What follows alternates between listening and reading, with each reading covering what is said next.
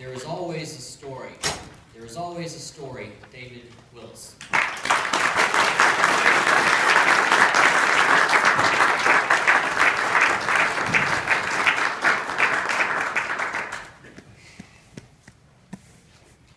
Have you ever said the wrong thing?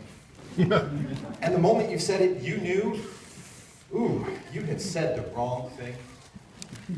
It was the spring of 1997. I was a staff writer in the Southeastern Oklahoma State University newspaper.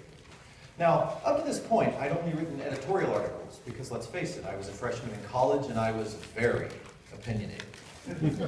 My faculty advisor was giving me an opportunity to write my first real story.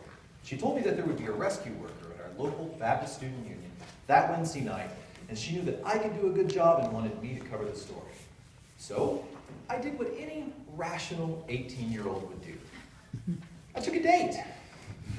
A date who was a senior in high school. Yeah. When we arrived at the Baptist Student Union, I was busy with her. It was a lot of fun. When he got up on stage to speak, yeah, you guessed it, it was time to sneak out and get her home for curfew. So the next day, when I waltzed into work, the faculty advisor looked at me and said, "Did you get my story?" I said, "You know, I went, I listened, I just didn't think there was much of a story. Sorry." Yeah, I had said the wrong thing. Are you out of your mind? He was a rescue worker at the Oklahoma City bombing. What do you mean there is no story? There is always a story. This is what you're going to do. You are going to get that man on the phone. You're going to ask him every question that comes into your head. You are going to get my story. Get out of my office. Mr. Toastmaster, fellow Toastmasters, I learned two valuable things that day. One, there is always a story. Two, don't make your professor mad. Bad choice. There's always a story. What is a story? A story is a tale about a character. It's about a character who wants something. And it has to be something noble or good. It has to be hard to get, not easy to get. And they have to go through peril and hard times and struggle. So when you get to the end of the story, you're satisfied with what they've got. Think about your favorite books or movies. And I would bet that the character of that story went through a similar pattern. I did what I was instructed to do. I called the man on the phone. And this is his story. He was a youth pastor in the Oklahoma City area. He said up to this point, he loved his life, he loved what he did, and he loved getting to spend time with his family. When the bombing happened, he was like every other person in Oklahoma. He was moved with compassion, and he wanted to help. He said when he got to the bombing site,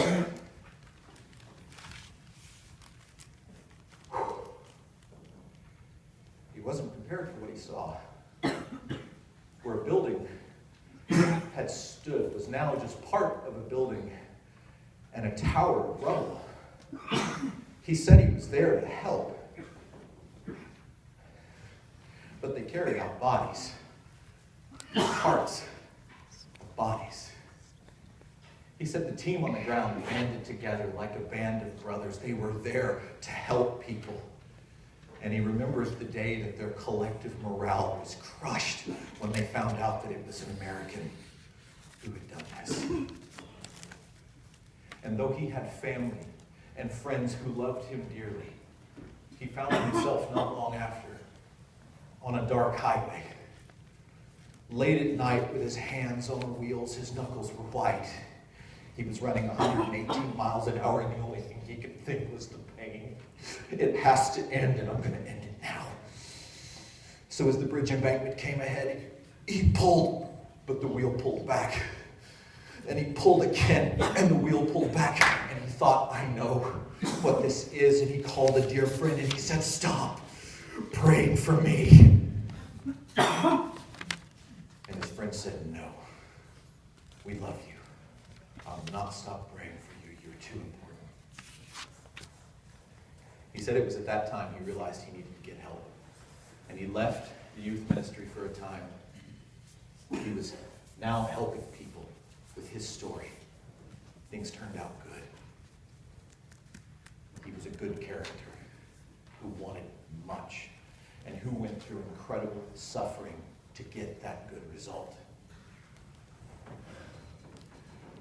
But what was I?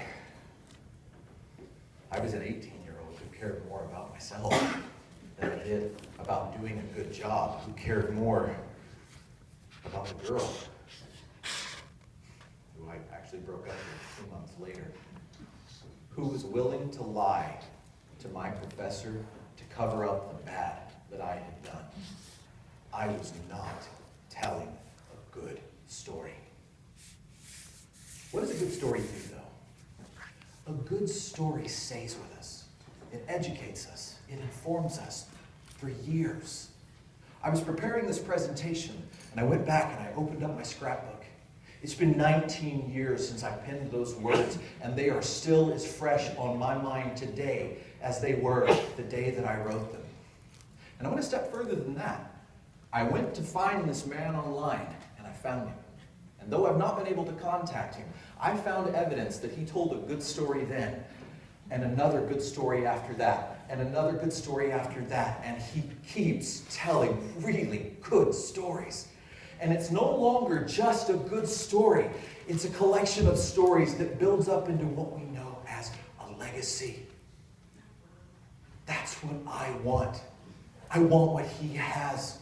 A collection of good stories told over time that I can leave for my family and for my future. So my friends, I ask you, what story are you telling with your life? Just like me, you hold the pen in your hand. You have an opportunity every day to write the story that you want to be remembered. You have a chance to set goals, to love your family, to do everything in your power to be the character that you want to be. My professor was right.